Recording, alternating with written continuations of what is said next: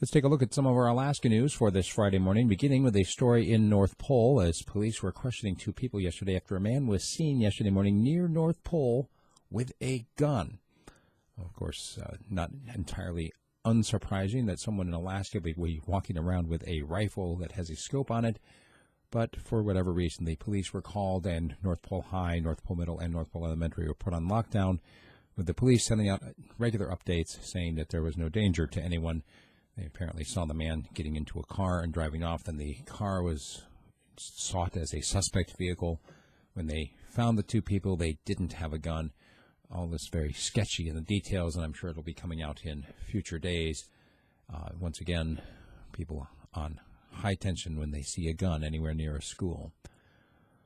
Also, police are still seeking a man who was considered distraught after a standoff, actually. It began on Wednesday night with a shooting incident in which a man apparently shot at troopers with a handgun and led to a standoff on the Seward Highway, closed the highway in both directions for 12 hours. When they finally moved in with the SWAT team, they found the gun and some ammunition, but no distraught man, so they're still looking for him. They have identified him and released his name.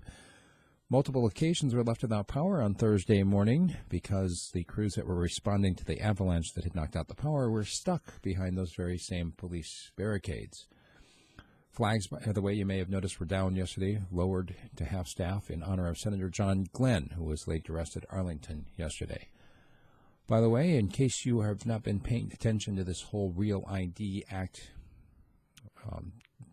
flare-up, Alaskans are likely going to need U.S. passports for any kind of travel, even domestic travel, come January.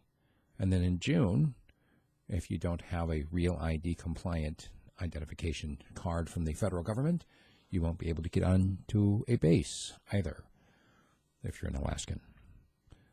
Police in Juneau are seeking the rightful owner of Alaska Native-style masks and jewelry that were recovered from an impounded vehicle. They haven't given many other details, but they say they think it may have been stolen. And a mistaken text sent to a cop led to a drug bust in Homer.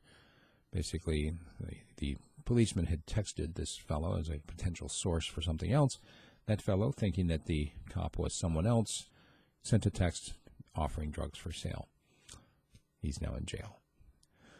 Also, two different muskox were killed near Bethel. Police are looking for who shot them. Basically, the female muskox was dead. We'd not salvaged the male muskox, but he was shot in the eye and several other places. He was just basically wandering around, had to be put down. One of the big issues is the waste of the meat. Failure to salvage is huge in Alaska. And if you missed it, Dan Fauske has died. He was the former state gas line head and housing chief, and he died on Wednesday after a battle with cancer. He is being mourned by many people in the state. More news than we have time for. If you want more, we have a 30-minute version audio that is sent out every morning at 5 a.m. to my subscribers at radiofreespeech.com. Check it out.